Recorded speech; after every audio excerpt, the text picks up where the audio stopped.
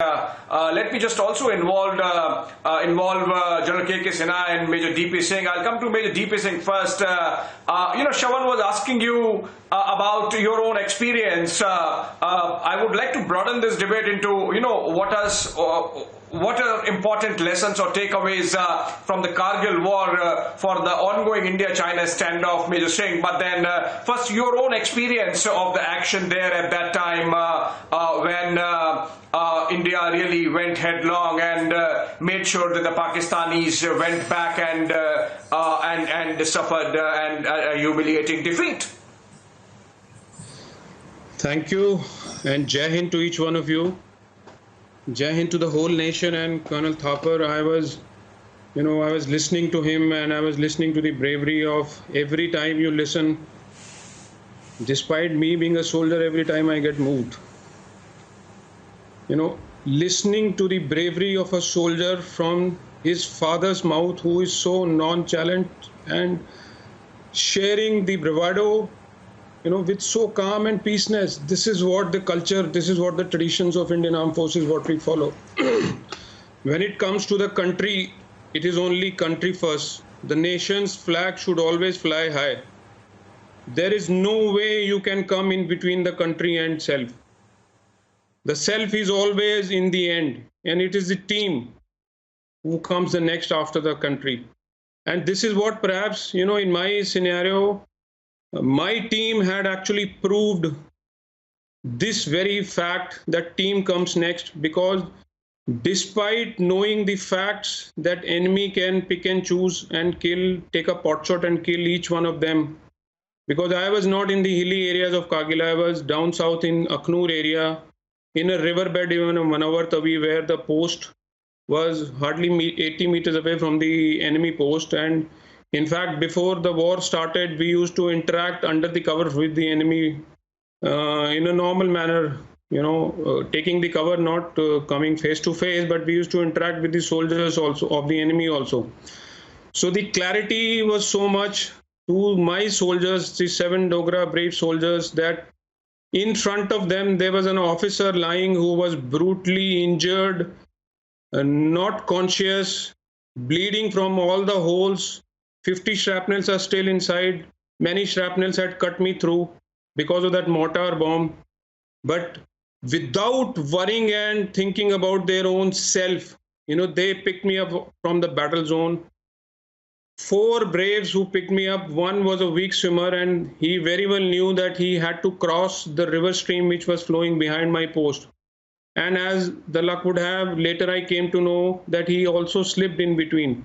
But that did not stop any one of them, because it's there in the blood. It's being ingrained in the each cell of the soldier when he undergoes the armed forces training.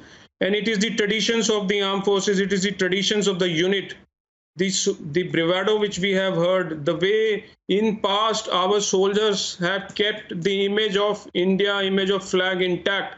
How can any soldier think about himself, when it comes to showing that courage? Country always first. And this is what I have realized, and this is perhaps is something which I am trying to live up to today also, because in my all action, my only aim is that despite being 100% disabled, having injuries all over my body, in fact, I joke around, and humor is an integral part of the armed forces. I joke around that you tell me the body part and I'll tell you what injury is there. But despite having such body, the courage which has been ingrained by the armed forces training in me always make me think that what can I do still for my country? What is my action which can bring hope in the country?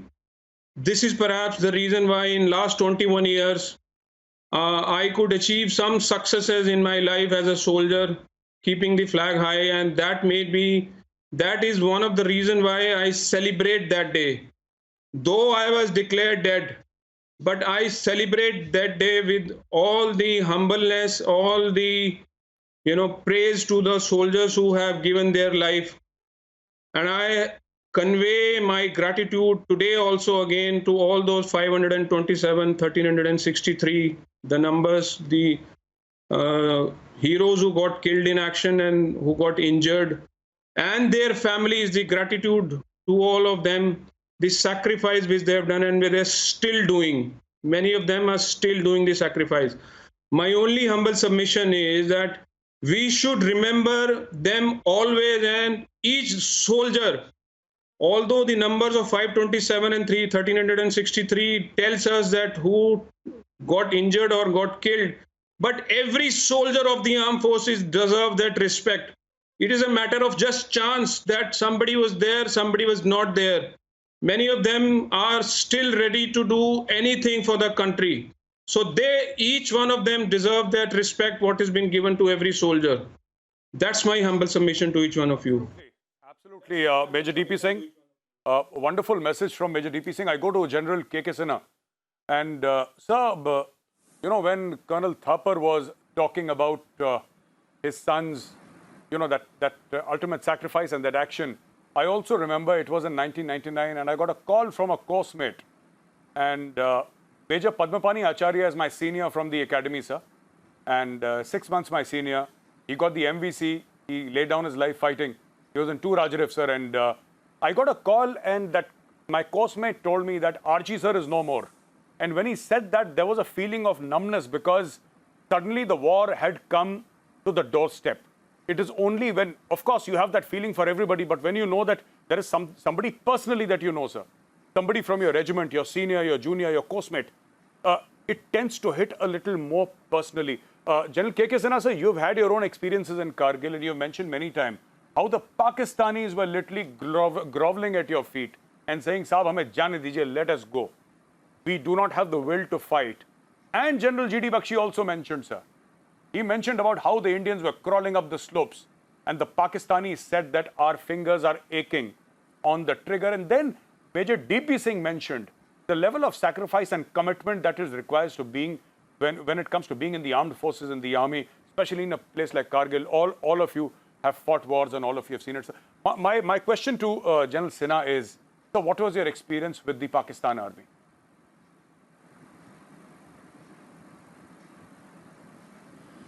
Gaurav, you have brought a very, very pertinent thing.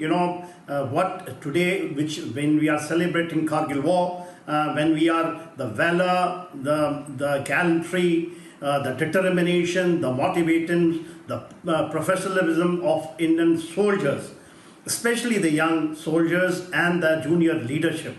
One aspect. Now you are asking me a question about the Pakistani and their part and what is your experience. I was the commanding officer when we were airlifted from Delhi, and straightway we are put into the battlefield, and those heights of 18,000, 17,000 was my base, and we are operating at 18,000. Starting from the area from Moscow towards subsector Hni, I have got my first experience, first 5 dead bodies of NLI, my battalion, and we were able to get them because we were across. And I will try to tell you and try to build you and tell to the nation what exactly the Pakistani. First, I give them a lot of respect to the Pakistani who fought this war. See, the Al-Badr was the name from the Pakistani side when the Musharraf pulled out a very old operational plan and implemented it. He wanted to cut off the national highway, which you said, and wanted to siege Siachen Glacier. It was an excellent plan, executed very well, very well. If you visit on these heights, how they came without anyone knowing, how they able to dump, and they dumped ammunition, they dumped ration, they prepared the guns, everything under our nose, and we never came to know. I give them 200% in their surprise, in their actions. But what actually went wrong as per the Pakistani, they never thought that the Indians are so resilient. There are a number of lessons, the higher directions of war, the junior leadership. You have heard from Colonel Thapa, the Vijayan Thapa, you heard Major DP, you heard General Bakshi. They are all talking about the valor of the junior leadership and men. When I went there, I had only 7 officers. Out of that, I am the commanding and my 2 IC. 5 young officers and nothing else.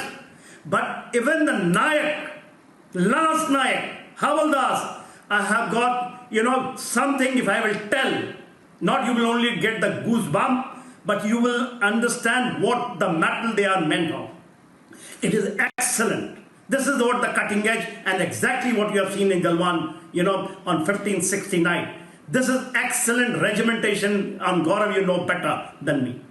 Now come down to higher directions of war. And then I will come down, if you permit me, about the enemy. This, you see, in higher direction of war, it was on the backdrop of 98 when we carried out the nuclear test. And 99 when it happened, we had a backlog of a nuclear bogey. And that's why it remained limited, not in our favor, and a self-moratorium of not crossing the LOC, that we were not permitted. There are, instances where the junior leadership taken the responsibility at their own, cleared by the higher headquarters, to cross and do things. We have never lost 527 men like this. I can assure you the casualty would have been not in 1/3. I had a privilege during the war, just after war, 5 commanding officers were pulled back and sent to UK to present the valor, and I was one of them. When I told the World Forum of the all leaders what has happened, they were shivering. I'm telling you, they were shivering. Now come down to what the Pakistani is. What the Pakistani, and today even the Pakistani and Chinese are saying they can't take the, the onslaught.